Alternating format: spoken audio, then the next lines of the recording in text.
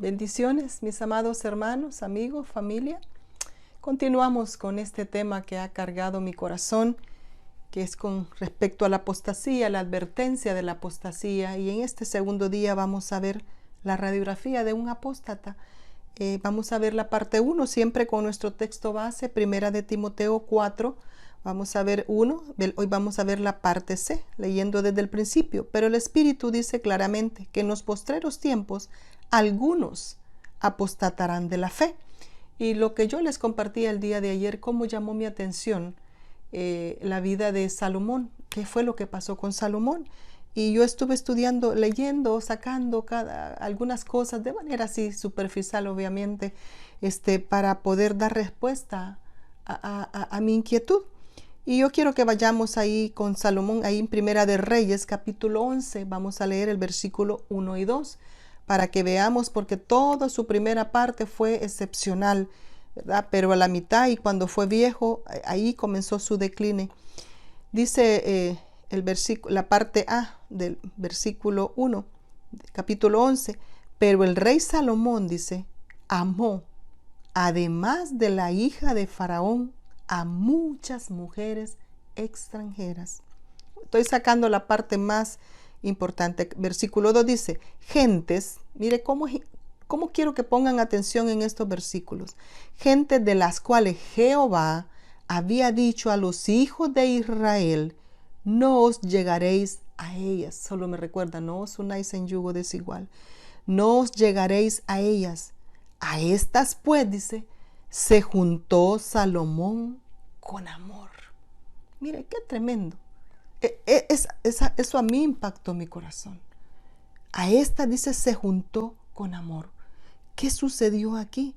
Él decidió que en lo mejor de su vida, en lo mejor de su poderío y de las bendiciones de Dios, donde en los momentos quizás que él ya se sintió seguro, que ya no necesitaba a su benefactor, comenzó a deslizarse y a alejarse. Entonces es tremendo, ¿verdad? Cuando a veces les damos todo a los hijos, a veces cuando somos muy bendecidos, podemos nosotros llegar a extremos como este. Olvidarnos del benefactor, de aquel que realmente dio su vida, aquel que nos ha amado, aquel que nos ha bendecido, pero de repente nos sentimos tan fuertes que creemos que ya no necesitamos de Dios. Mire, son cualidades que sutilmente se van metiendo en la vida de las personas. Por eso hemos visto a personas en esa condición alejarse del Señor y nunca volver. ¿Qué sucedió con él? Codició. No le bastó lo que tenía, sino que quiso más. Y lo hizo, lo peor de todo, con amor.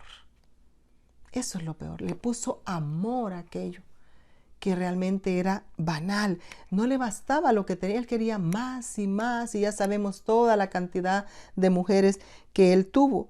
También se dio a la costumbre, como todo ahí en la cultura, eso era normal, tener muchas mujeres en ese tiempo, pero vio lo que Dios le había dicho, ¿verdad? De la gente de las cuales Dios le había dicho que no se llegase a ella. La advertencia había sido dada. Entonces se dio a esa parte de la costumbre. Desobedeció a Dios para juntarse con las mujeres prohibidas. Mire, tan fácil es irse deslizando poco a poco. Cuando comenzamos a desobedecer a Dios, que comienza la gente a caer en la fornicación, en el adulterio, una vez, y ya esa vez no lo vamos a volver a hacer. Y además, una vez comienza ese camino, difícilmente lo paran, ya no pueden. Entonces igualmente sucede con esto en otras áreas de la vida, que comienzan a hacer otro tipo de cosas que va lejos de Dios, bajo las prohibiciones que Él tiene, y las desobedecemos, siempre traerán sus consecuencias. Gracias a Dios que hoy estamos cubiertos con la sangre de Cristo, pero usted también como creyente puede en un momento dado comenzar a practicar esas cosas. Entonces ahí se va a ver realmente qué es lo que hay en su corazón, porque el que practica el pecado no es de Dios. El que desobedece a Dios de una manera tan retadora, pues no es de Dios. Este proceso me recuerda a Santiago, capítulo 1, versículo 14 al 15, que dice, sino que cada uno, dice, es tentado cuando de su propia concupiscencia es atraído y seducido. entonces la concupiscencia, después que ha concebido, da a luz el pecado. Y el pecado, siendo consumado, da a luz la muerte. Es el mismo proceso. Es el mismo proceso del pecado en la vida de cualquier persona que se detiene a ver, que piensa que ya no necesita de Dios, que piensa que es tan suficiente con todo lo que Dios le ha dado, inteligencia, sabiduría, que él puede hacer las cosas por sí mismo. Y como a mí no me ha pasado nada, pues no hay problema, yo sigo bien, no necesito de Dios. Y esas son las poquitas cosas que van deslizando a una persona. Y cuando llega la prueba, ahí es donde realmente se sabe qué es lo que hay dentro de sus corazones. Y lo peor de todo, que si llega a morir en estados como ese, alejado de Dios, en rebeldía con Dios, pues usted dirá, ¿qué va a pasar? Entonces, es increíble qué es lo que sucedió con él.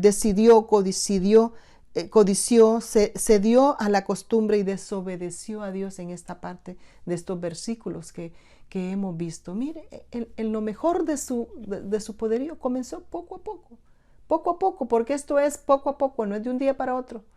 Es un pensamiento, es un mirar, es un sentir del corazón, es darle prioridad al corazón y no a lo que dice la palabra de Dios. Entonces es momento para que reflexionemos en nuestras vidas y podamos purificarnos, limpiarnos de todo pecado cuando vemos que estamos cediendo a ciertas cosas para no ser tentados, y una vez entra en ese camino del enemigo de la oscuridad, llega a lugares tenebrosos que la gente ya no puede salir, y muchos ahí se quedan y no regresan, y la muerte les sorprende ahí. Y otros con rebeldía mueren diciendo, no necesito de Dios. Tristemente llega a suceder, apostatan de la fe, dejan de creer en Dios y abandonan a Dios. Que Dios los bendiga.